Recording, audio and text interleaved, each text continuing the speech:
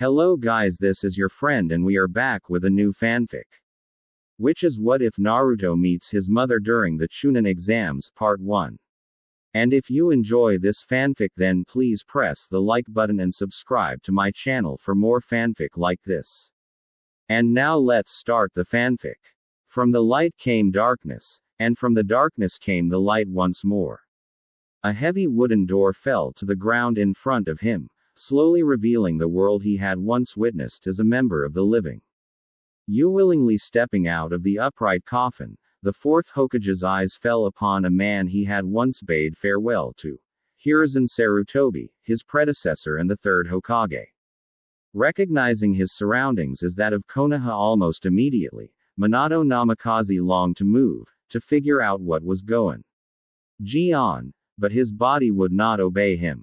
And suddenly whatever joy that the moment held was gone, for Minato felt more dead than he had ever been. A voice spoke up from behind him. It's been a long time. Monkey. Quote. Another voice, this one of a lighter and less amused tone, spoke next. Oh, it's you. You've grown old, haven't you, Sarutobi? The fourth watched as his predecessor spoke. I would not have thought I would meet with you three again in a situation like this, it is regrettable. Please make your preparations to be defeated. Minato wanted to scream with all of the effort he was exerting into merely moving his own body. It was as if he were a mere puppet, held in place by strings. After managing to turn around through willpower alone, he came face to face with the first and second Hokage, who seemed more interested in the one behind them. Impure world resurrection, huh? This youngster is the one who summoned us with this taboo art, he's quite something. Quote. The first realized the implications immediately. If that's so, then I guess that would mean that we would have to fight against you, Sarutobi. Minato's mind raced as he tried to figure a way out of the situation. He recognized the man behind the summoning immediately. Konoha's white snake, Orochimaru. While his facial expression remained stoic, his mind reeled in horror as the missing nin forced two kunai, each attached to a seal, into the heads of his predecessors. Orochimaru then moved to do the same to him. Like hell. Mustering every bit of determination, his thoughts drifted to the things he held dear. His village, his friends, and most of all, his son. With that last thought overpowering his emotions, he managed to finally regain control over his body, and not a moment too soon. Orochimaru scowled at him as he landed somewhere between his only ally and enemies in the current fight. Hiruzen immediately joined him, hitting him with a special contract seal, removing the traitor's ability to dispel his summon. Minato, he whispered, I don't believe our predecessors can be defeated through conventional means. I'll hold them off while you take care of Orochimaru, if you can do that. The blonde was about to tell him that he damn well couldn't do that. He could barely move as it was. Minato felt more like a slightly animate undead than his old self. The missing nin in question simply chuckled. You think that consolation prize of a Hokage can compare to any of us? You have become most foolish over the years, old man. Forming a seal with his hands, the white snake continued boasting. I'll need my summons to be in their original forms, after all. How interesting it will be to see all of the Hokage fight to the death. With the final seal, the weariness and discoloring of the summons disappeared, revealing each of the summoned Hokage to be in their prime. Finally, Minato thought, this is more like it. Feeling alive once again, Minato drew one of his special space-time kunai. The plan, then.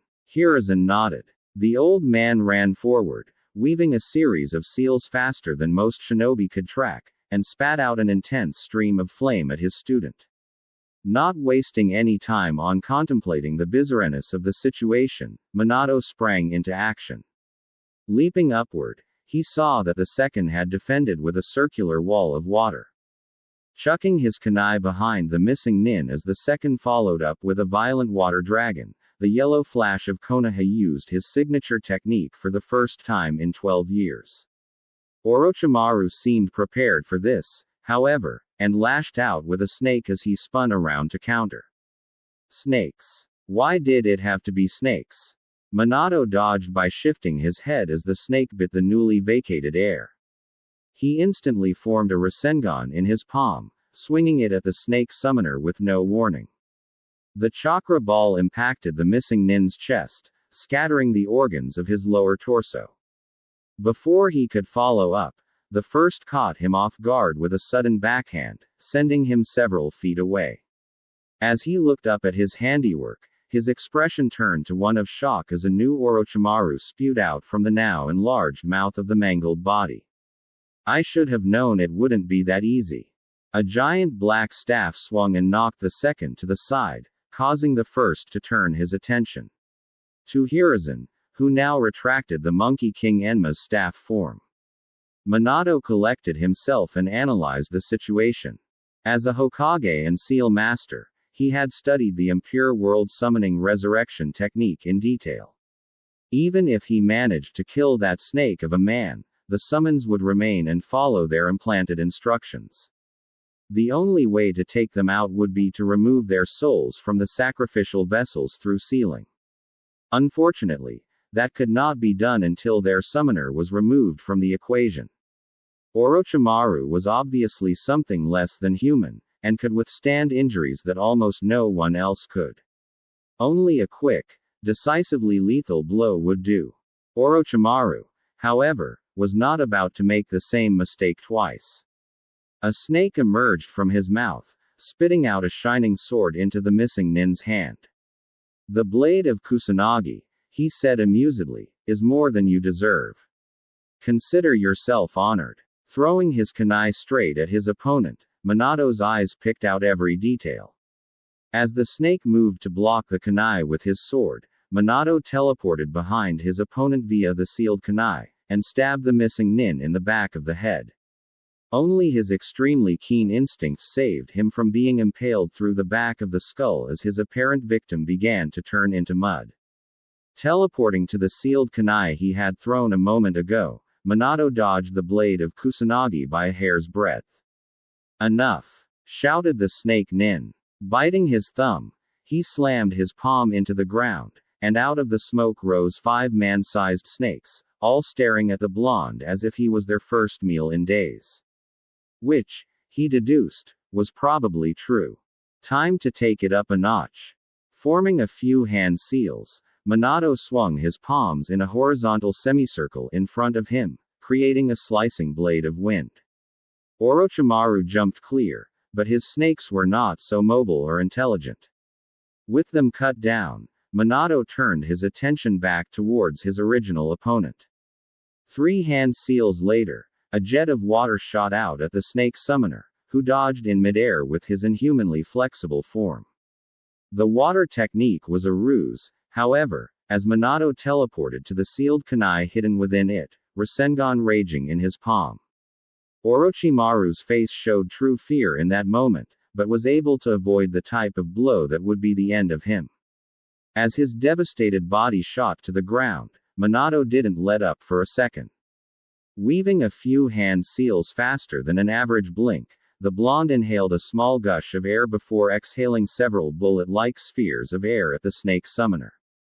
Orochimaru once again escaped demise by the skin of his teeth, and quickly spewed a new body from the previous one. Almost before he could react, the yellow flash was upon him, swinging his kunai straight at the traitor's face. Orochimaru managed to dodge, but Minato chucked the kunai at the end of his quick swing, allowing him to teleport behind the snake Sanin. As the fourth grabbed Orochimaru's shoulder and forced him down, the blonde aimed another Rasengan at the white snake's head. A last-second replacement technique saved the snake, but now Orochimaru's face could not hide his fear at facing an opponent he had so drastically underestimated. In straight-up combat, he could not defeat, let alone survive long against, the yellow flash. But he was not known as a snake for nothing. His underhanded tactics were a part of why he was legendary. If one cannot defeat a superior opponent in a fair battle, Then all one needed to do was attack them where mere strength and power would not matter. Orochimaru had done extensive research of the Hokage he planned to use as his tools, and knew many of their secrets. He had prided himself in his extensive spy network, after all. There was one major weakness the Yellow Flash had that few people knew about: Uzumaki Kushina. The menacing blonde had a lover who died on the same night as he had. Surely such a man could not bring himself to fight the woman he loved. It was the perfect weakness, the kind that amused Orochimaru to no end. And now, the perfect opportunity had arisen. Summoning one more coffin from the ground, the snake nearly giggled with glee at what was about to befall his enemy. Minato's eyes widened in shock and fear as the coffin lid fell to the ground, revealing the decrepit form of his late wife, Kushina. Not wasting any time with preamble, Orochimaru immediately restored Kushina to her original form, hoping that he could turn his opponent's emotions towards fear and horror instead of anger, for the latter really could have backfired on him. Drawing another sealed kunai, Orochimaru moved to embed it into his latest summon. Minato, however, had other plans. For Orochimaru had failed to discover one other, crucial secret. Kushina had the Hiraishin seal, the basis of his signature teleportation technique, placed on her skin along with the E-ite trigrams seal that once marked her as a Jinchuriki, a host of a great-tailed beast. The Yellow Flash was renowned not just for his teleportation, but for his raw speed and reaction time as well. Teleporting to her side instantly, Minato forced her down to the ground, out of Orochimaru's immediate reach. Before the snake Sannin could counter, the pair had already teleported a short distance away. Kushina, her expression fearful, confused, and groggy, looked at her husband. Minato, what? The blonde knew better than to take his eyes off his opponent.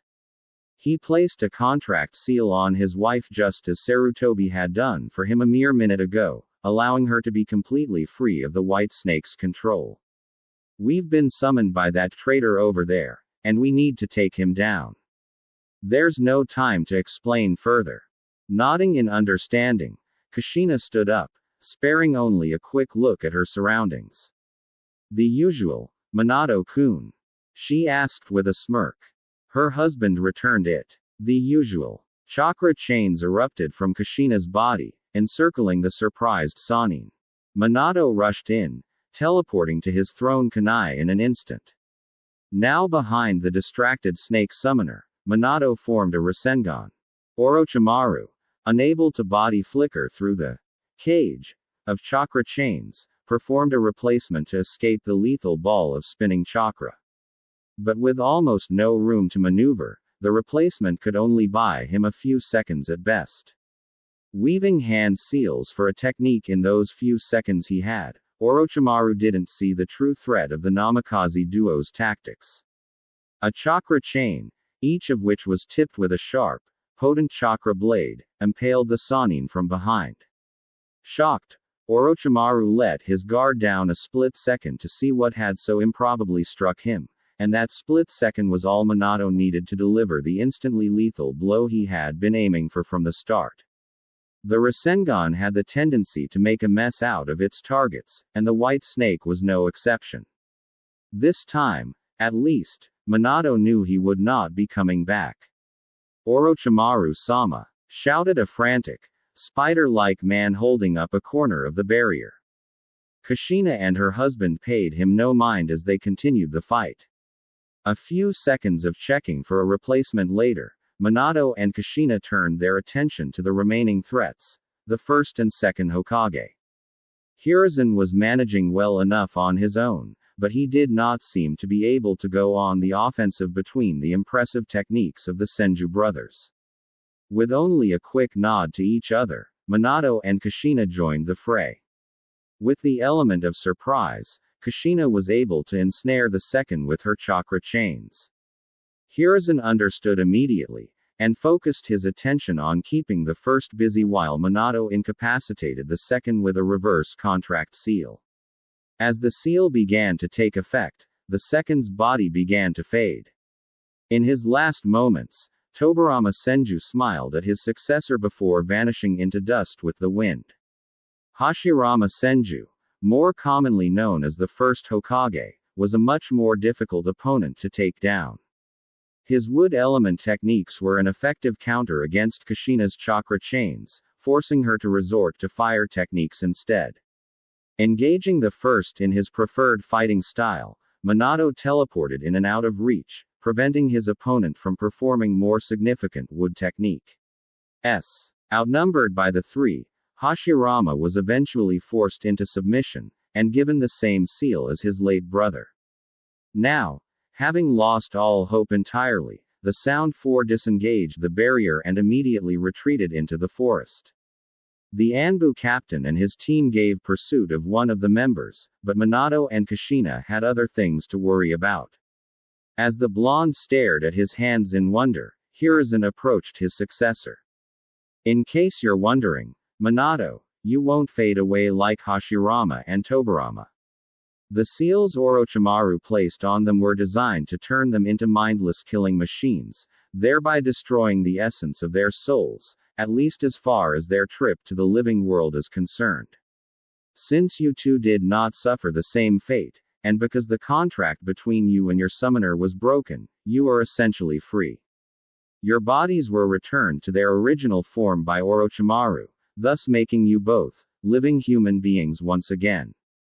It was not without sacrifice, but knowing my Arai student, he said, his facial expression darkening, he would not hesitate to sacrifice the lives of a few of his subordinates for more powerful tools. Husband and wife looked at each other, smiling in both relief and joy as tears spilled from their eyes. Hiruzen smiled at their warm, loving embrace, reflecting on how much he had missed these two over the past 12 years. A huge puff of smoke in the distance shook him from these thoughts. Minato, Kushina-san, I think it would be best if the reunion were to wait until after the invasion is dealt with. Suddenly aware of their surroundings, Kushina and Minato took a look around. Invasion? She asked. What is going on? Hiruzen could only frown as he relayed the news. Suna and Oto have launched a surprise invasion during the Chunin exams. As he glanced back at that huge puff of smoke, he only now realized what was going on out there. Oh my! The couple followed his stares to see a giant toad, Gamabunta, standing off against what they all recognized as the fully transformed one-tailed Shukaku of the sands. What should we do? Hiruzen-sama asked the blonde. The man in question quickly surveyed the village, taking note of the panic in the Oto and Suna forces. Our enemies appear to be retreating, or at least in a state of panic. Minato, you entering the battle would certainly tip the scales fully into our favor. As for the one-tails, he glanced back towards the giant toad, which was now fighting the Shukaku in close combat, but he could not finish the sentence. Hiruzen-sama, I'll go and help out our forces at once. Minato turned to his wife, his smile full of concern. Kushina-chan, stay safe, no matter what, please. Her smile overshadowed his own as she gave him a chaste kiss. I will, Minato-kun. Just like his moniker suggested, Minato was gone in a flash. Before Kushina and Hiruzen could decide what to do on the matter of the one-tails, the battle between the giants intensified. Huge blasts of wind and water collided, leaving both spectators in wonder. Moments later, their jaws hit the floor as the nine tails emerged from the giant plume of smoke. The toad occupied a moment earlier. As memories of that dreaded October 10th came flooding back to them both, Kushina suddenly gasped, now remembering all about her son, whom she had not had time to think about in the heat of the moment. The nine tails latched onto the Shukaku, and then another huge puff of smoke revealed that the giant toad was merely under a transformation technique. Half a minute later, the one-tailed Shukaku began to collapse into a mound of sand. Who was that? Asked Kushina. Hiruzen could only stare at the battlefield blankly. Jiraiya. I'm sure. He's the only one who can summon toads these days, and definitely the only one with the guts to take on a tailed beast by himself. Quote. Satisfied with the answer, Kushina fidgeted nervously as she asked a very different question. My son. Where is my son? The third Hokage smiled warmly at her. Your son was participating in the Chunin exams when they were interrupted by the invasion. He won his first match, blowing away everyone's expectations, including mine. It was quite the fight. Kushina lowered her head as a tear strolled down her cheek. She tried picturing her baby boy, now much older, fighting his way through the Chunin exams. It was both heartwarming and depressing for her at the same time. A few moments later, she was able to look the Hokage back in the eye. Is he safe right now? Hiruzen didn't pretend to know the answer. I wish I could say, but I was engaged with Orochimaru since the moment the invasion started. I have no idea what happened to him, but his Jonin sensei is one of the best there is. He wouldn't let anything happen to his students. And judging by the way things are going down there isn't much we can do now anyway. Your husband seems to be living up to his reputation quite nicely. She lightly chuckled in response. For now, she reveled at every sight, every smell, and the knowledge that she was once again alive.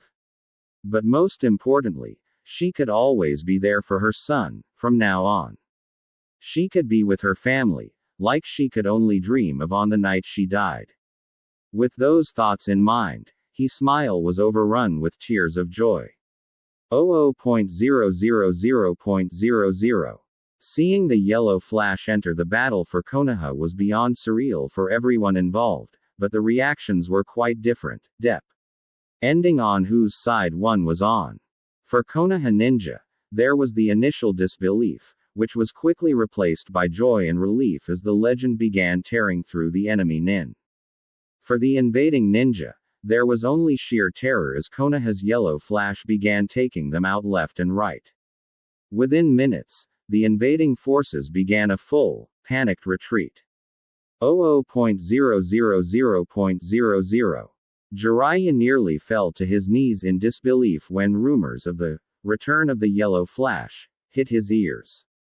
Rushing to the stadium as quickly as he could, his voice completely failed him when he saw his student and Kushina standing right there, alive and well.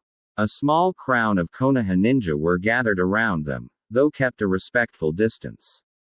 When pinching himself did not satisfy his concerns of it all being a dream, he approached them. Minato saw him first. Sensei. He shouted happily, and ran up to hug the white-haired Sannin. The Toad Sage managed to return the embrace, albeit slowly. Minato. How? I guess I should be thanking your snake-loving teammate for this one, Sensei. Quote. Jiraiya's face lit up in recognition. Orochimaru. Is he dead? Hiruzen curtly replied. For a few moments, teacher and student bowed their heads in respect to the man they still cared about, even today. Good work, by the way, in dealing with the one-tailed Shukaku. You never cease to impress, he said, chuckling. While Jiraiya tried to process his confusion, a silver-haired Jonin ran up to the group. Sensei. Kakashi looked at the man he had long known as dead, his one visible eye wide in shock. Minato ruffled his student's hair. It's good to see you again, Kakashi. How long has it been? The copy ninja could only whisper in wonder. 12 years, Sensei, how? The Toad Sannin finally managed to find his voice. Minato. Sensei, I don't know what you're talking about. I never fought the One-Tails. I didn't even know it was here in the first place. Quote. All eyes were on the supposedly only summoner of toads now. How is that possible? Asked a confused Hiruzen. Gamabunta was summoned. Jiraiya looked at them all blankly before suddenly erupting into a huge laughing fit. As the rest of the group looked on in bewilderment, the Toad Sage recomposed himself.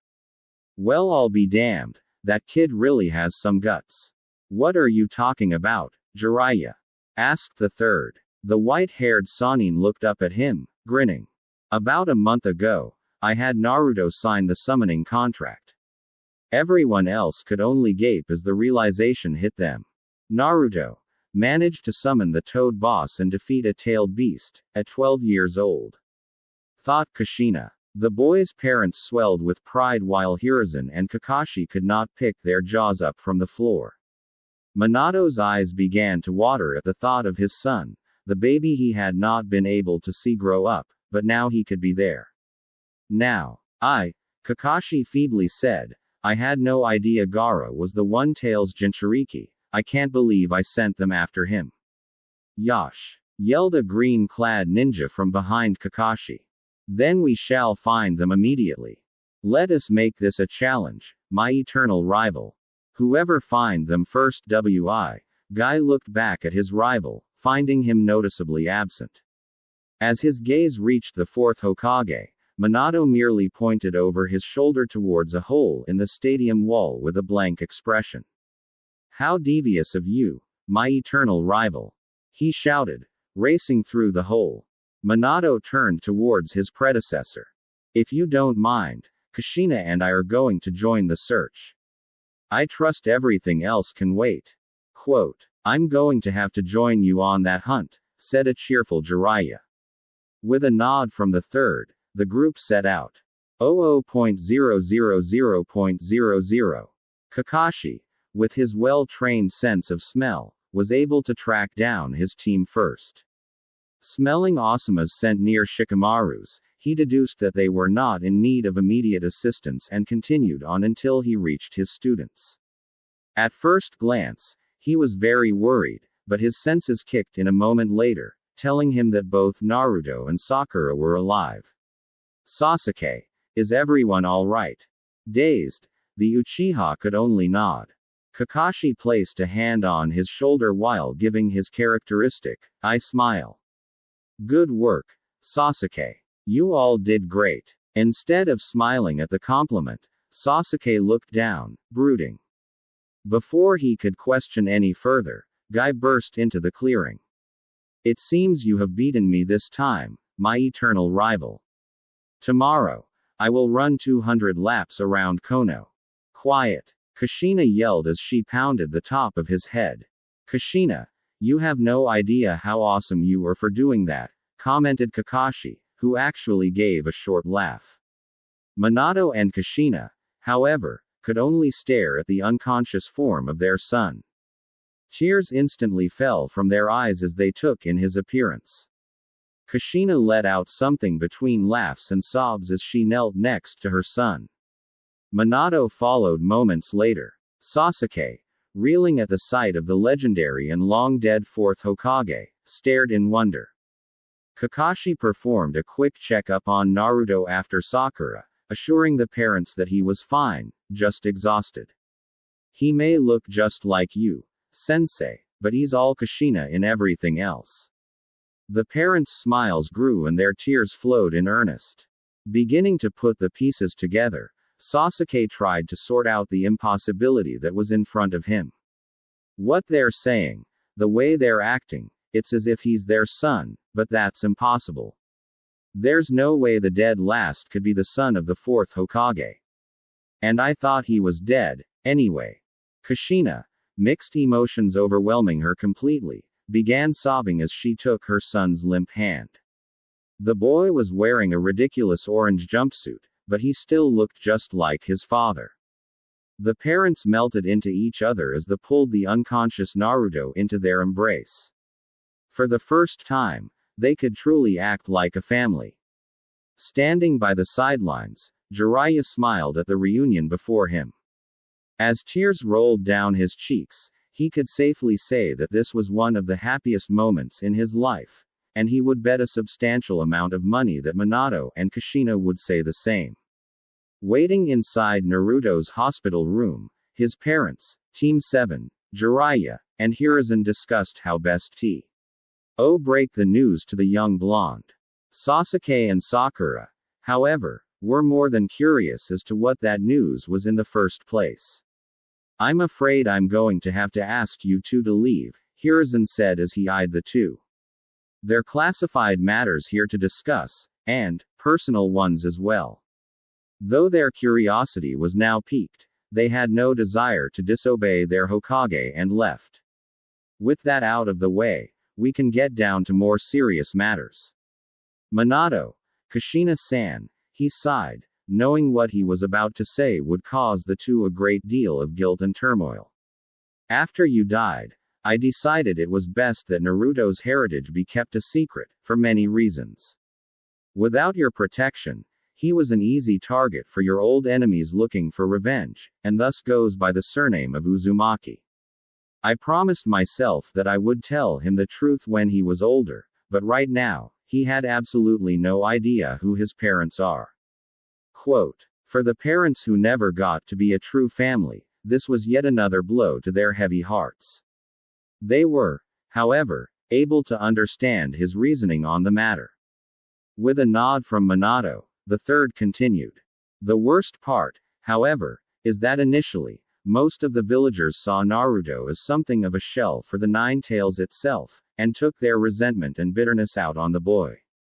Their shocked and horrified expressions told Hiruzen that it would be best to continue this part to the end as quickly as possible. Naruto suffered from their hatred, I cannot deny that. Though I was able to protect him from most physical harm, the emotional and psychological damage is nonetheless significant. Taking note of the clenched fists of his successor and gritted teeth of the redhead, he kept going.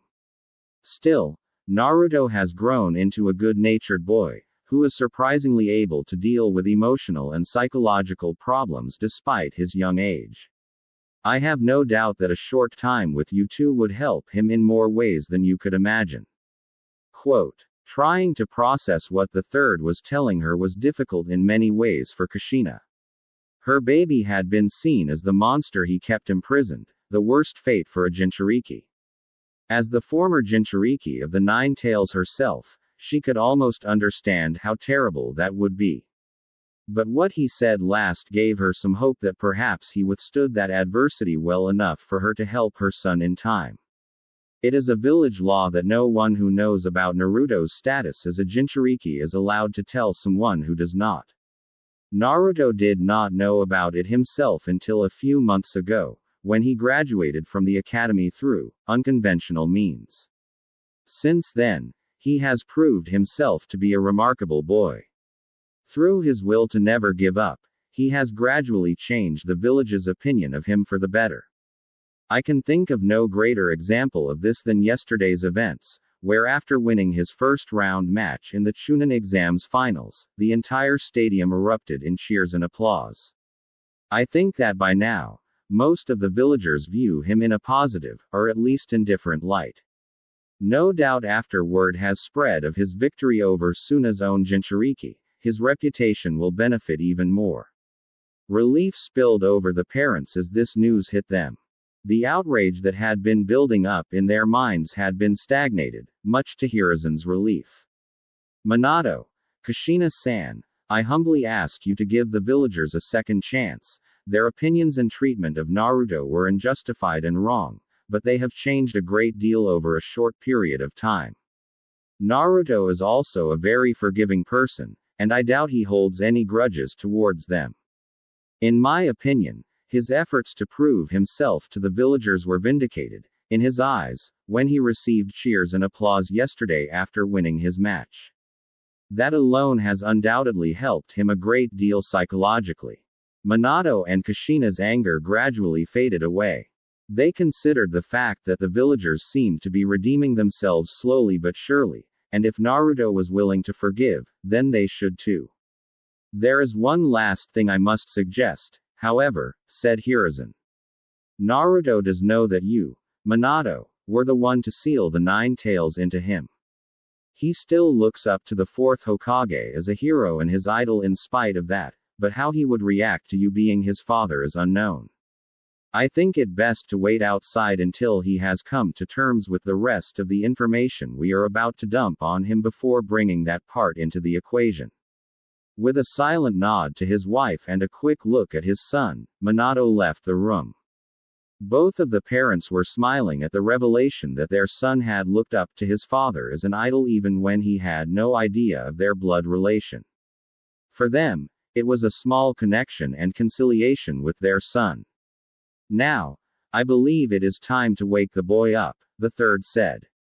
A quick medical technique later, and the blonde's eyes began to groggily open. Kushina sat at his bedside, tears already forming as she saw those bright blue eyes for the first time. Nah. His eyes fully opened and began taking in his surroundings.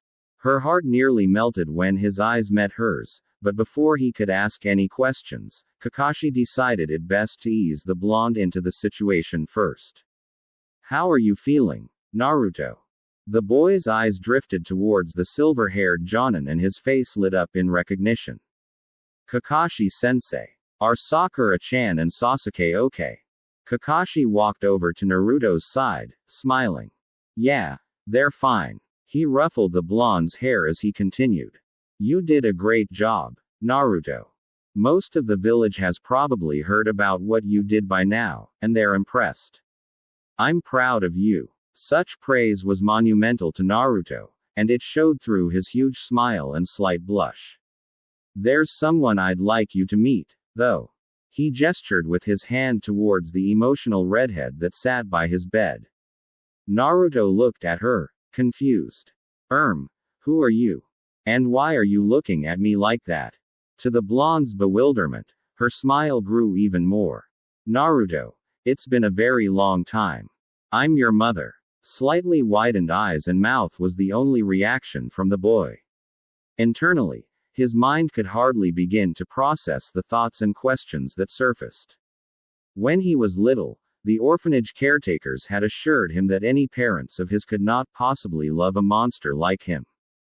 Thinking about parents in general hurt his heart and made him feel lonelier than ever. But now, this woman in front of him was claiming to be his mother. What? Was that really true? Did his mother hate him? Or did she love him? What is love, anyway? Where have you been all my life? Sensing her son's confusion, she sought to answer some of the questions he was probably asking himself. Naruto, I'm so sorry. A sharp intake of breath revealed to the rest that she was bordering on crying. I wanted to be there for you so much. I would have done anything to help you, but I didn't get the chance. Sniffing and wiping some of her tears away, she collected her thoughts before speaking again. Your father and I were killed on the night you were born. We never wanted to leave you alone. But yesterday, somehow we were brought back to life by accident. So we're going to be here for you from now on. We're going to help you in every way we can. We love you so much.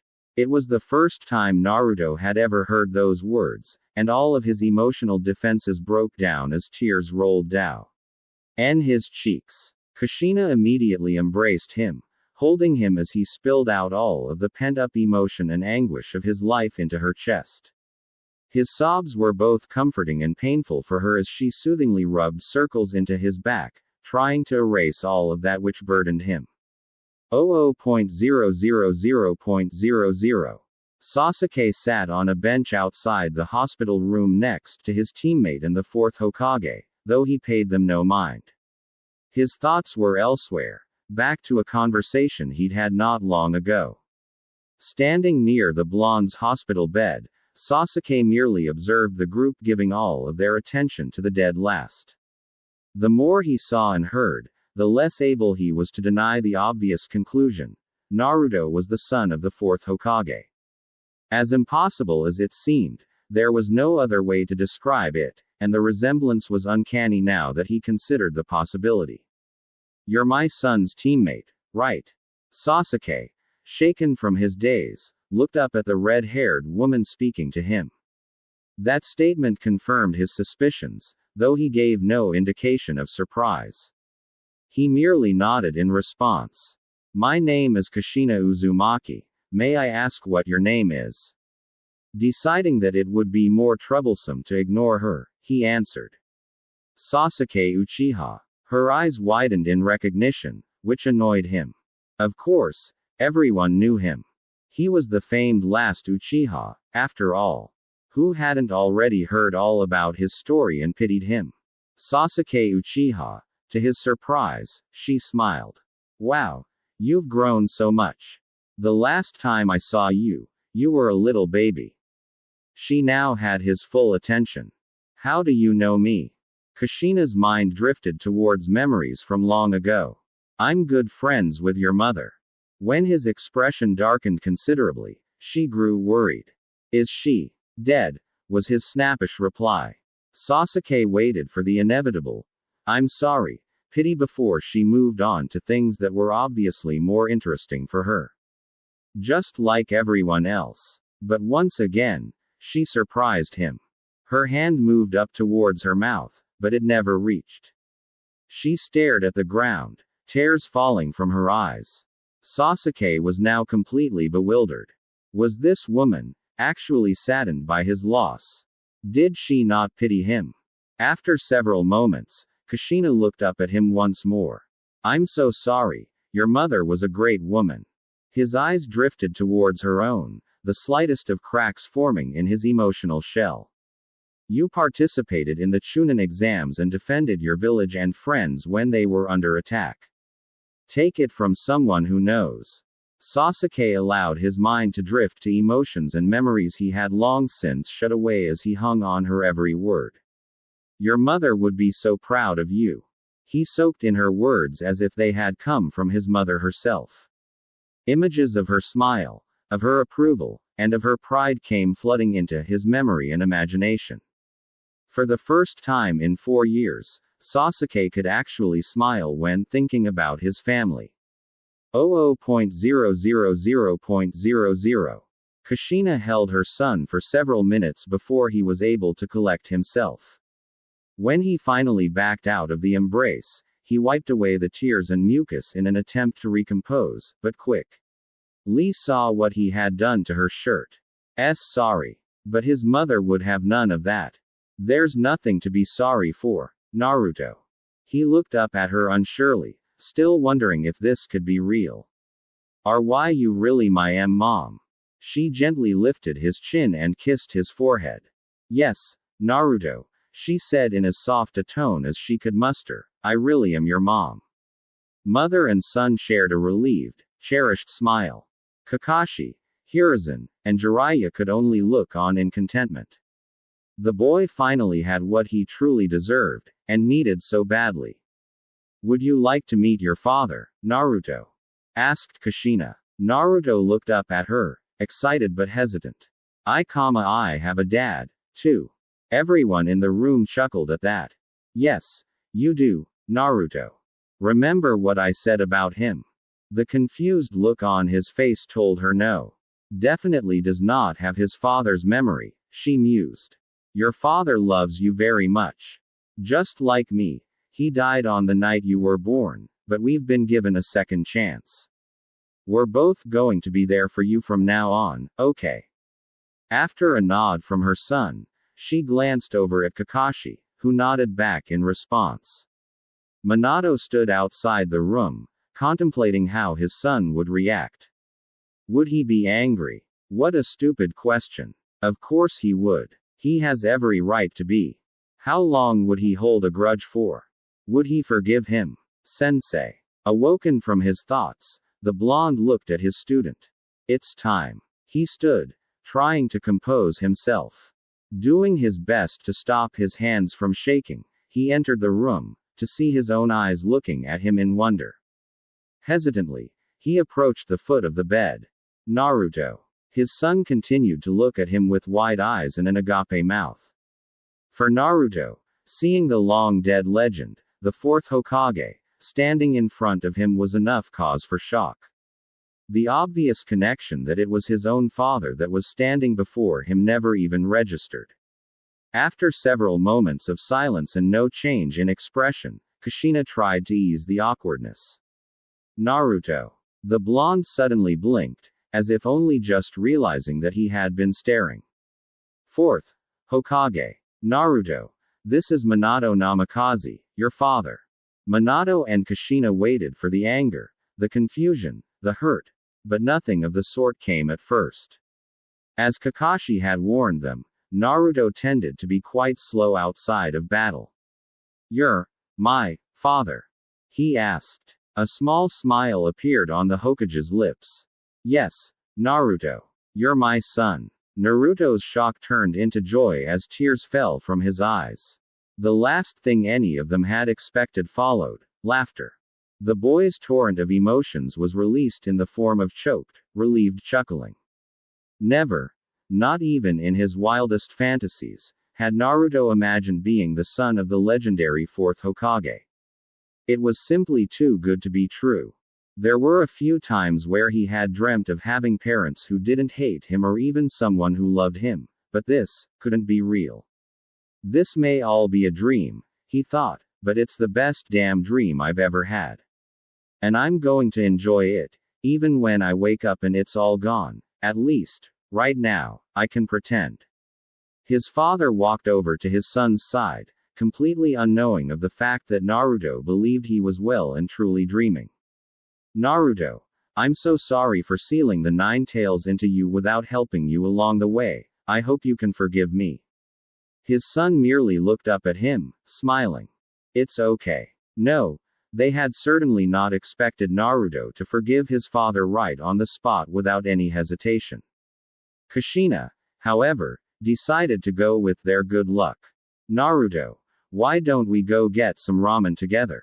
Naruto nearly jumped out of his bed. Yeah, ramen. Let's go to Ichiraku's. Dadbeo. Dadbeo? Asked Minato and Kushina. Their eyes met right before bursting into laughter. You really take after your mother, Naruto. The boy took the comment in stride, laughing along with them after the explanation. 00.000.00. Kakashi felt it best to let the family spend some time together by themselves, which was why he now led the remainder of his team in the cleanup and reconstruction efforts. For once, Sasuke and Sakura did not utter a single complaint at the slew of D-rank missions, and for that Kakashi Old do nothing but be proud of them. Is it true? Asked Sasuke. He had just dropped a pile of splintered wood and glass into a larger trash pile. As what true, Sasuke? The copy ninja retorted. Black eyes turned to look at him, but without the usual look of stubborn animosity. Is Naruto really his son? Sakura turned to hear teammate, eyebrows raised. Why, Kakashi. There you are. The silver-haired Jonin turned around to see Asuma walking towards him, along with the rest of his team. He nearly sighed as he also saw Kurenai, Guy, and their teams right behind them. Asuma, what's wrong? The chain smoker looked dumbfounded. Nothing's wrong, idiot. It's just that there have been a ton of rumors going around about the fourth, and seeing as you're his student. He's alive, along with his wife. Asuma continued his exasperated rant. We know that he's alive, but some people are saying that he's, wait, did you say wife? By now, everyone nearby had stopped their work and paid their full attention to the conversation. Yes, the fourth has a wife. And a son. A son. That can't be right. Everyone would have known about him by now. Who is he? Kakashi bewildered everyone with an uncharacteristic smile. A certain blonde knucklehead who goes by the name of Naruto Uzumaki. Quote. Their expressions, Kakashi decided, were priceless. Asuma's cigarette fell from his mouth, and even the usually stoic Shino looked like he'd had a bucket of ice water dumped on him. While waiting for everyone, save Sasuke, to process that bit of information, Kakashi casually got back to work howling debris into manageable piles. 00.000.00. Itadakimasu. With little more preamble, Naruto began devouring his first bowl of steaming miso ramen, much to the amusement of his parents. His eating habits were similar to his mother's, though even she was not quite so animalistic with her food. Still, ramen was a favorite food of Kushina's, and Minato certainly had a liking for it as well. You might want to slow down, Naruto, advised the redhead. It's not going to disappear. Surprisingly, Naruto stopped eating and chewing mid-bite, his expression suddenly solemn. His parents' concern immediately rose, but before they could comment on it, the blonde finished his bite and smiled at them.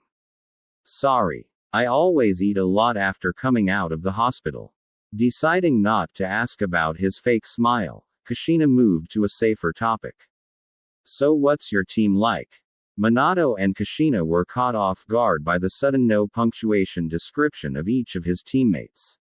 Well, there's Sasuke Tem who's strong but is really stupid about it and he has the Sharingan and is always all serious and stuff, and then there's Sakura-chan O's really pretty but is always following Sasuke Tem around but she's still really smart, and then there's Kakashi-sensei who's always late and wears a mask all the time and also has the Sharingan and is really lazy but he's really strong in a fight and has a weird smile and he's always reading though.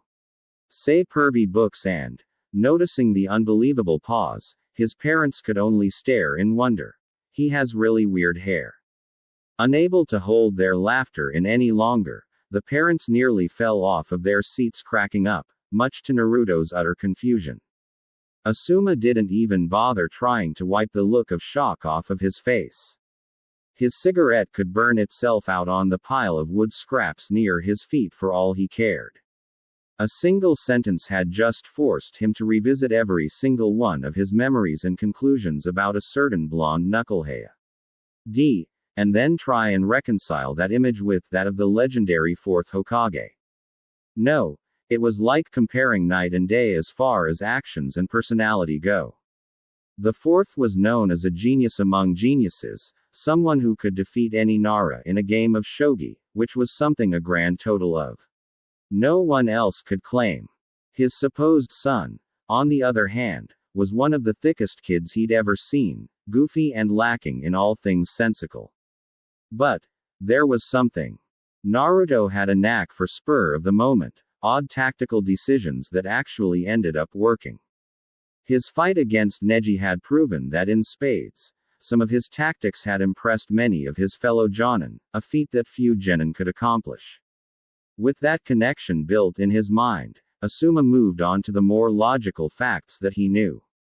The resemblance between the Yellow Flash and Konoha's most unpredictable knucklehead ninja was too similar to be a coincidence, now that he considered the possibility. And then, of course, was the fact that Naruto was the Jinchuriki of the same tailed beast that the fourth had died sealing away. The more he thought about it, the more things made sense. So, 5 minutes later, he prided himself in being the first person in the present group of Team Asuma, Team Guy, and Team Kurenai to be able to stop looking like an idiot. His student, Shikamaru, was next. A tactical genius in his own right, Shikamaru Nara spent most of the past few minutes trying to understand how the son of someone so smart could be so stupid. However, the pineapple-haired genin pushed that paradox aside with a characteristic utterance of "trouble so me," and decided to figure it out later. Hinata's thoughts drifted to her memories of Naruto's childhood, when he had withstood countless glares and even an occasional beating for reasons she couldn't fathom. The revelation that he was the son of Konoha's greatest hero and genius only added to her confusion at his treatment. For the rest, the truth was difficult to believe, but none of them saw any reason for Kakashi to lie and walk away. "All right everyone," Asuma called out, "back to work. And in case you're wondering, Kakashi wasn't lying. 00.000.00. As the Uzumaki family walked towards Naruto's apartment, the boy couldn't help but gawk at the stares everyone was giving them. It was a total contrast to an aspect of his life that he had been forced to accept. Instead of hateful glares, they were looks of wonder, respect, and happiness. Though the glares had been lessening considerably ever since his mission to the wave, the staggering difference between then and now enforced the idea that he was dreaming. Even if it wasn't real, it was by far the best dream Naruto had ever experienced. His mother had smiled at him like no one else ever had, like he'd seen real mothers do for their children. She held him when he was upset, forgave him instantly for anything he thought he did wrong, and most of all, she said she loved him. That idea, even if it was based on a mere dream, was something he could only cherish and hope for. Perhaps, one day, after he'd done something so great that no one could possibly hate him anymore, someone would go as far as to say they loved him. It was a dream worth fighting for, just like his goal of becoming Hokage. Of course, he couldn't forget his idol acknowledging him, saying he was proud of him, and claiming to be his own father. That was something he could daydream about for the rest of his life, a happy thought that he could always fall back on. This is where you live, Naruto. The question shook him from his thoughts, and he turned to face his mother, with a smile. Yeah, it's up there, on the 4th floor. As he walked in the apartment, Minato stifled a frown. It was obviously not well kept. Messy was putting it politely. It was like no one had ever told the boy how to clean up after himself or how to maintain a living space. When, a split second later, he realized that this was exactly the case, he was not able to hide his frown any longer. A 12-year-old boy should not be living completely alone, especially an orphan. Though, he supposed, he was partially to blame for his son's situation. His guilt only hit harder when Naruto didn't seem to realize that anything was wrong with his home, as if he had no idea how clean a normal home was supposed to be. An indifferent person would write his son off as totally lacking in manners and common sense, but Minato would be quick to lecture them that his son's life had been anything but common. With no one to teach him anything, Naruto was obviously extremely lacking in the life lesson department, and even more lacking in all of the basic things parental figures tell children. That was all about to change. Mustering as sincere a smile as he could manage, he turned to his son. Why don't we start cleaning up, Naruto? Quote. The task was rather daunting, considering that the apartment had likely not been cleaned in years, but he'd experienced much harder things in his life. Like watching my wife die. And leaving my son an orphan. Shaking his head, Minato steered away from such dark thoughts. Focus on the present. What's done is done. There would be time for everything else later. For now, he was focused on one thing and one thing only, his family. 00.000.00. You okay, Sakura? She had not moved from her spot since Kakashi had dropped that bombshell on her mind. Just like everyone else, she had thought back to all of her memories of her blonde teammate, thinking about how she treated him. From the times she had called him an idiot, yelled at him, rejected his affection for her, and even hit him for what she deemed as stupidity, she fell deeper and deeper into regret. When her sensei put his hand on her shoulder, she nearly jumped in surprise. Kakashi studied the look on her face with decades of experience. Thinking about Naruto, he already knew, the question's purpose was for her to come to understand her own thought processes. Absently nodding, she took a few moments to collect herself before speaking. I just can't believe I treated the 4th son like that. Sighing, he knelt down to her level. Sakura, why are you sorry? The confusion in her eyes told him that she didn't understand at all.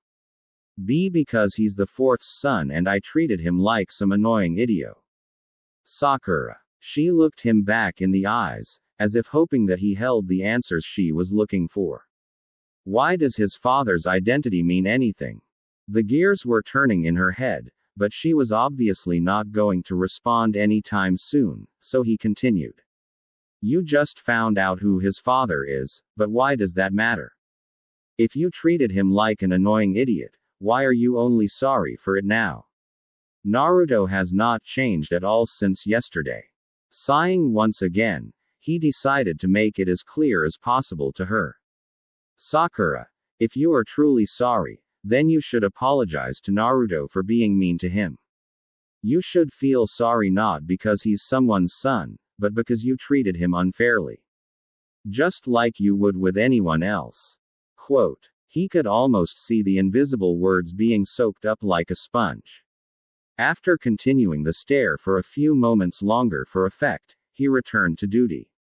00.000.00. Even before the Uchiha massacre, Sasuke liked to train. Back then, it had been all about impressing the people he cared about, surpassing their expectations, and earning their approval. Now, he trained for two very different reasons, one of which he never liked to admit to himself. He could not rest until he had avenged his clan, and his brother was still leagues beyond him. It would take years, but he would at least know that he was not wasting time. When the thoughts of his past, of his family, of his brother surfaced, he dove straight into training until he could not think about anything else. Years ago, he had once allowed his thoughts to stray and remain on those painful subjects, but he had long since learned that nothing good came of that. Or so he thought. Your mother would be so proud of you. Quote. With a cry of frustration, he punched the wooden stump hard enough to crack it. He paid no mind to the blood seeping from his knuckles or the pain. One of the first and hardest lessons he had learned since his academy days was to push aside pain and ignore it. Once you think about it, it consumes you. He had enough trouble keeping his head above water as it was. That woman. She knew his mother. She was a good friend of hers. Not family, but a connection, close enough to be too close to home for him to ignore. Years of solitude, and suddenly this woman walked into his life, like a long-lost relative. He didn't know why he felt that way, and it ate at him. He needed to find the answer. 00.000.00. Let's see. Ramen, ramen, and more ramen. Wow. Kushina was both amused and surprised at the food stored in the kitchen, or lack thereof. Vegetables were non-existent, and in the fridge, she considered calling a hazardous material team to clean it out. How did he live on this? She knew from experience that the nine-tailed fox maintained a minimum health standard for its host. On particularly long and difficult missions, she could go days without food and still be energetic. That was the only explanation, she figured, for him not suffering from malnourishment. Looks like we're going to have to take ramen off the menu for now. Turning around to look for her son, she saw that he was currently taking out random odds and ends from under his bed. She walked up behind him silently, knelt down to his level, and placed her hands around his shoulders. Naruto, she said, love and care radiating from her tone. Can we talk for a minute? The fact that he completely froze under her touch told Kushina that he was very unfamiliar with this type of contact. Pushing the depressing thoughts away before they could take hold, she helped ease him out of his uncomfortableness as he turned around. Beaming at her son, she spoke softly. You can't eat ramen all the time. I know that it tastes really good, but you have to eat other things all the time too. Oh. After a hesitant nod from him, she continued. You can't rely on the fox to keep you healthy and help you grow. At the mention of the word fox, Naruto's eyes widened as he tried to distance himself from his mother. Why you? No. Taking note of the sheer fear in his voice and expression, she quickly attempted to reassure him. Of course I know, silly. I used to have the fox inside of me, too. That bit of information seemed to send his mind into another tailspin. The reason you have those birthmarks, she said, tracing her fingers across each of them soothingly, is because I gave birth to you when I was the host of the fox. Though I do have to say, Kushina commented as her smile grew even wider, I think they're cute. Quote. What she could not have known was that he viewed those whisker-like birthmarks similarly to how Kushina once viewed her hair. Something that marked her as different. People would always know that he was the demon child because of them. No matter what he did, dye his hair, change his clothes, people would always know because of those marks. No one had ever put them in a positive light before, especially not himself. He hated them, but his mother liked them. His mother was even just like him, too. She once had the fox sealed into her, and people didn't glare at her or anything. She was the embodiment of all that he could hope for: acceptance, happiness, and love in spite of her inner demon. If she could become that as the host of the Fox, then it was possible that he could too. Without even realizing it, tears fell from his eyes as his open-mouthed smile grew. Her hands still cupping her son's cheeks, she wiped the tears away with her thumbs. "I love you." She decided that her son needed to hear that much more often, especially for just because moments. To accentuate the message, she once again softly kissed his forehead. "Now, why don't we go get some dinner?" Quote. Minato casually stood in the doorway, arms crossed as he smiled fondly at the pair. This was a sight he only had a precious few moments to imagine the night he and his wife died, and now he had the chance to see many more. Even just this one day was like a dream he had always wished for but seemed too good to be true. Naruto 00.000.00.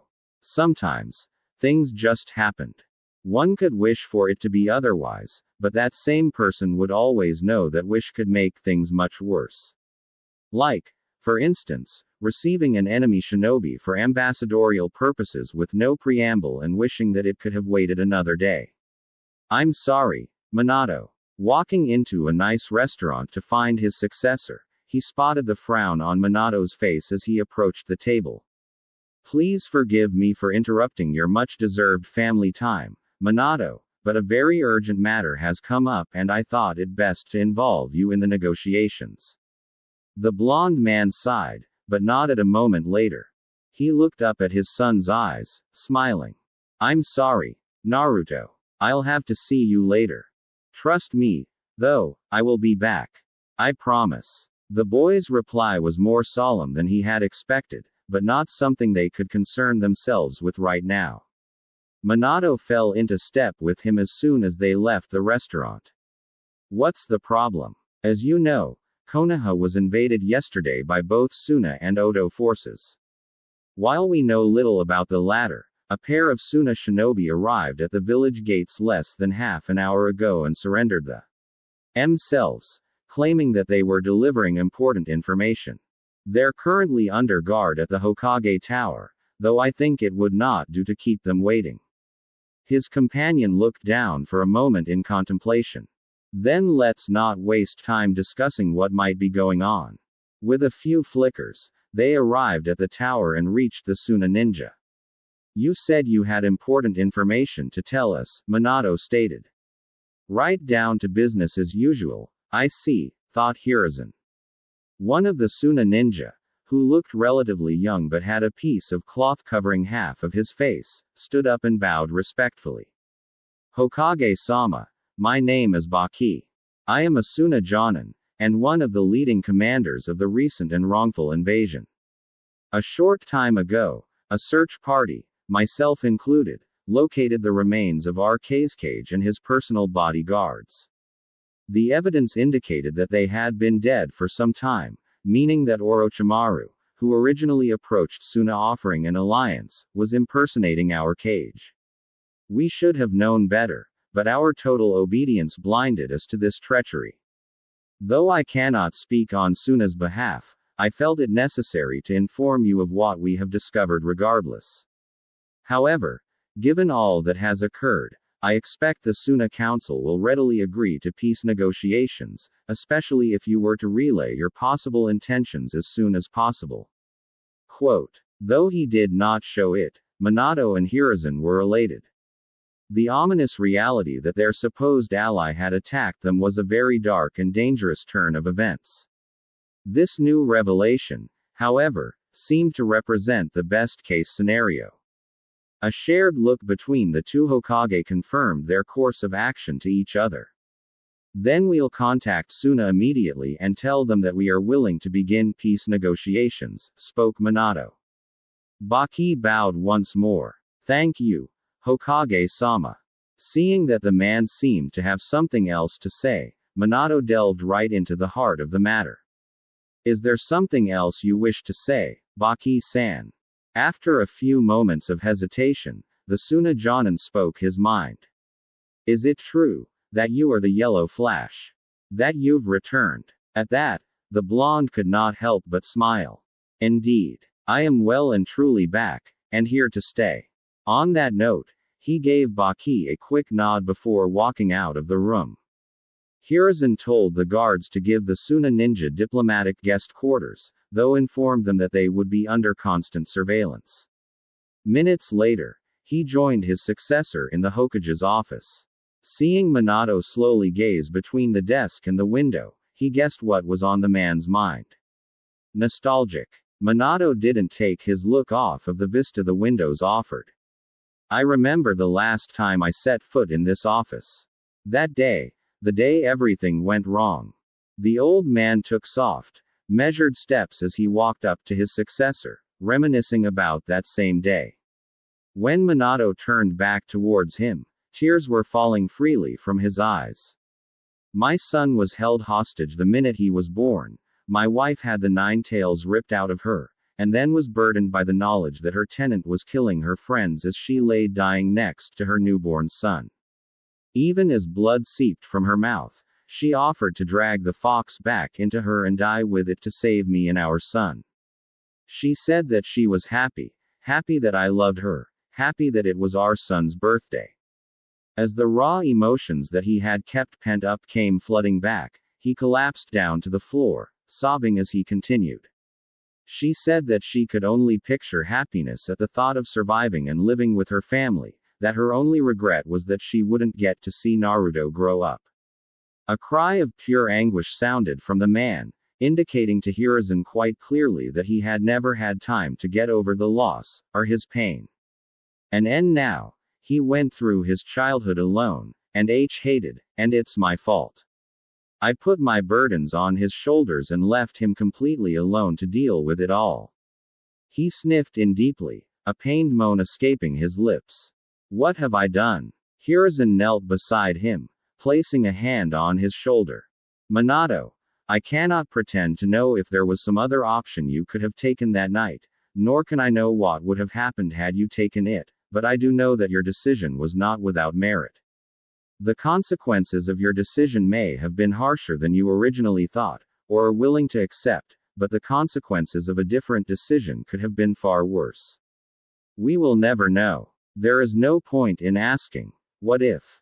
We're past that point. What has been done has been done. You are likely the only one who blames yourself for your decision. Even Naruto bears no ill will towards you, quite the opposite, in fact. Quote. Minato began to collect himself soon after the words had sunk in. It doesn't change what my son went through, he said, wiping his eyes. Nor does it change the fact that we were never there for him. Quote. His predecessor merely smiled. But now you will, both of you. That thought that Kushina spoke of, the thought of her living with her family, it has come true. Belatedly, perhaps, but it is true nonetheless. And now that she is no longer the 9 tails Jinchuriki, neither she nor Naruto are in danger of a similar crisis ever again. The other man's look was anything but reassured, to Hiruzen's surprise. No, if anything, they're in just as much danger as before. Quote. Why? How? Minato's bloodshot eyes met his worried own. Because Kushina's seal didn't fail that night, we were attacked out of nowhere by a powerful man.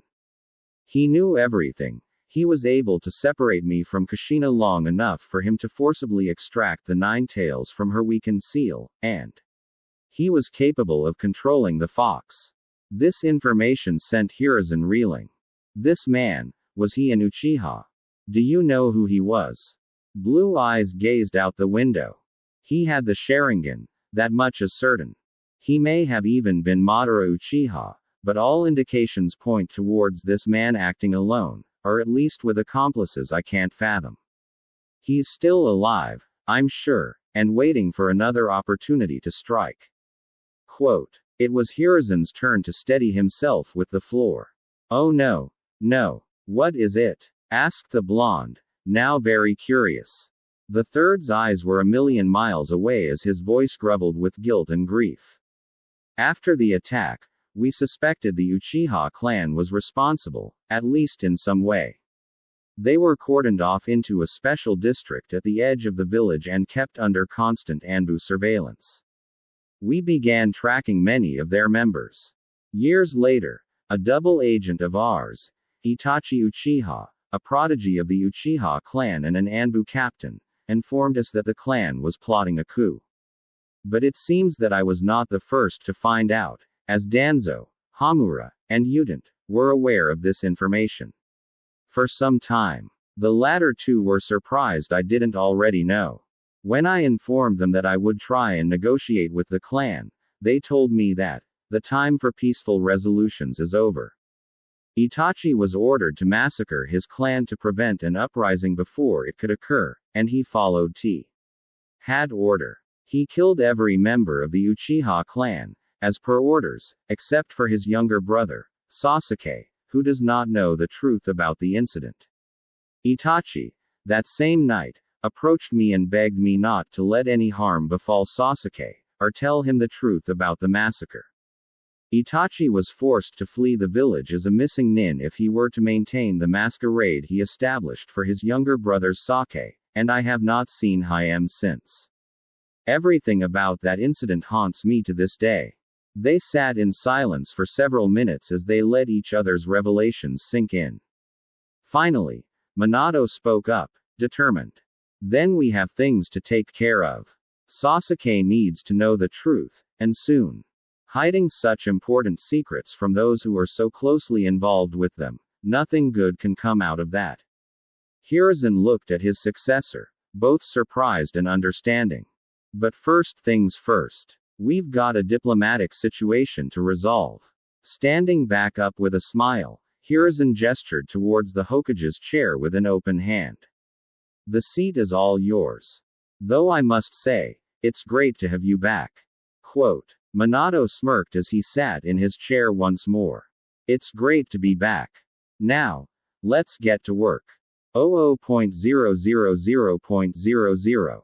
When it was getting late, Kushina knew she had to begrudgingly leave her son for the night. After tucking him in, she kissed him on the cheek. I have to check into a different room for tonight. But don't worry, I'll be back here in the morning. Good night, my son. Naruto gave her a bittersweet smile as she stood up and shut the light. When the door to the apartment closed with a soft thud, his smile began to fade. His day in heaven had been greater than anything he had ever wished for, but it had come to an end. After beginning the daily morning ritual of coming back to his senses after waking up, Naruto laid uncharacteristical. Still. He knew that the dream was over, but a faint smile forced its way onto his lips. It has been something he would never forget, something he would always cherish. A dream of what could have been, of all of his most important wishes answered. When everything went wrong, when he was struggling to stay afloat against a sea of depressing thoughts, he could at least fall back on that memory, that dream, as his shelter. Of a time when he was truly happy. Of a time when he received that which he wanted most, and received even more. But now it was back to the cold, hard reality. Slowly rising out of bed, he continued his usual routine of brushing, dressing, and preparing break fa. What? No longer half asleep, Naruto noticed that his apartment was much cleaner than he last remembered it. In the dream, he and his parents had cleaned it all up, just like it was now. Uncertainty plaguing his mind, he quickly searched every nook and cranny of his surroundings. It can't be. He had never cleaned up his apartment like this except for in that dream. Unless someone had cleaned it for him while he was asleep or away. No, who would do something like that for me? Staring blankly at the wall ahead of him, he racked his mind for an explanation. It can't be real. It can't be. It's too good to be true because it is. It always is. While his mind raged in its internal battle, he suddenly took notice of the object he had been staring at. A picture. The picture. The only one he had. Team 7's group photo, the one he always kept on his dresser next to his bed. His eyes now told him, however, that the picture was standing neatly on the kitchen counter.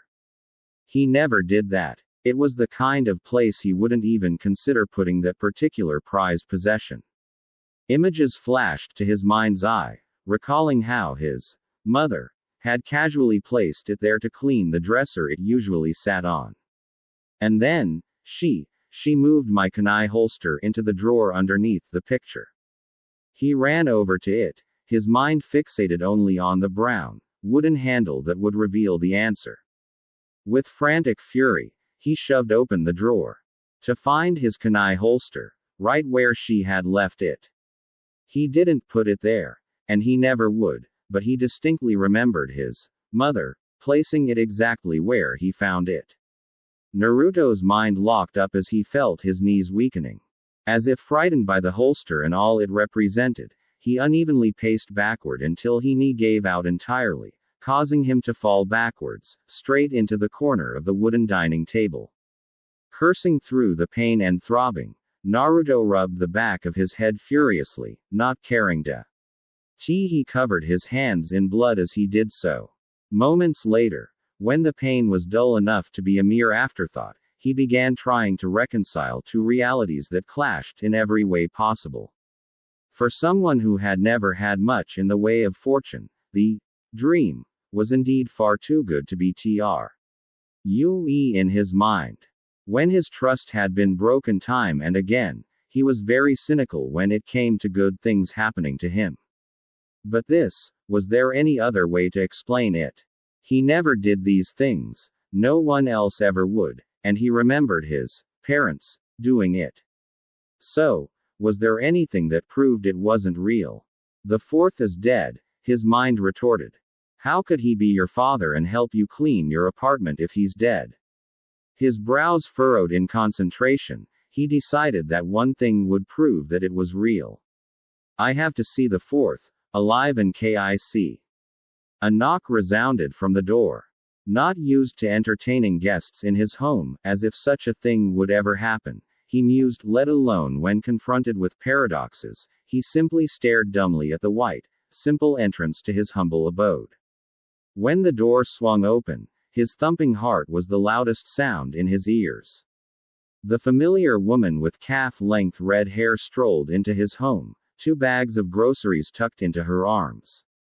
Behind her came a spiky-haired blonde, dressed in a casual dark blue uniform. The fourth, Naruto. Kushina cheerfully called, her steps twisty and playful.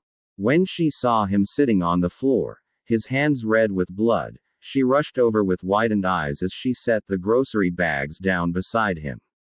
Naruto, are you okay? She asked, her tone laced with worry. Minato was at his other side almost immediately after her.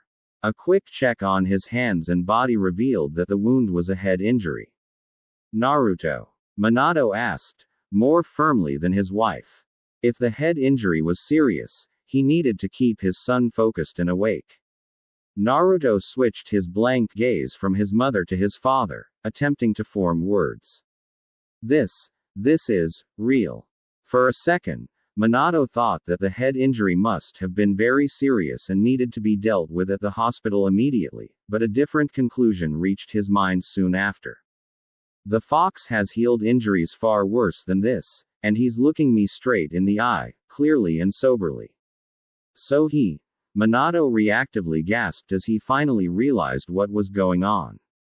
He doesn't think this is real. Kushina was similarly taken aback, but Naruto continued to clarify his question. You guys are really my parents. Feeling as if she had been pushed off of a cliff she didn't even know existed, Kushina desperately tried to make sense of the apparent impossibility. Didn't we go over this yesterday? Wait, this is real. How could he possibly think something like that?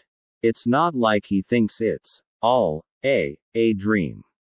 Of course. So many unlikely miracles plopped into the lap of someone who never got what he deserved. How could I have been so stupid? Naruto, we really are your parents. This is real. This is not a dream. Catching her thought process and conclusion, Minato's expression briefly grew more shocked before settling into a calm understanding. I know this is a lot to take in, Naruto, he said, placing a reassuring hand on his son's shoulder, but we're here to stay. I promise you that. Naruto's face remained expressionless as he continued to stare at his father. Several seconds later, the boy's gaze slowly drifted to the floor, and what seemed like an awkward eternity later, he began to smile. It was like a wall that had formed in his mind had weakened. He had accepted his situation, his reality, as the lonely struggle that it was, and his parents were kept out by that barrier. Only now had it begun to truly crack, but it would not be broken so easily. An entire life of psychological and emotional pain could not be so simply erased. He could smile, though, because they were real. They weren't going to leave him. They weren't going to disappear or lie to him. All of the happy moments that he had experienced in his day of heaven were just the beginning.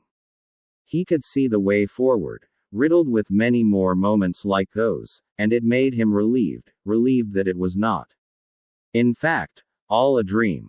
As tears formed, Naruto looked up at father with eyes that said everything. Minato locked his son into a warm embrace, desperately trying to pour out all of the love he had been unable to give for his son's entire life. Tears rolled down their cheeks silently for nearly a minute, for there was no need for words or sounds to convey each other's meaning. Naruto, unwilling to keep his feelings bottled up, eventually released short sobs into his father's shoulder. Why? The boy asked. Why did you seal the fox into me? Why did you leave me alone? Why didn't I know about you? Kushina joined in the hug as Minato held his son even tighter.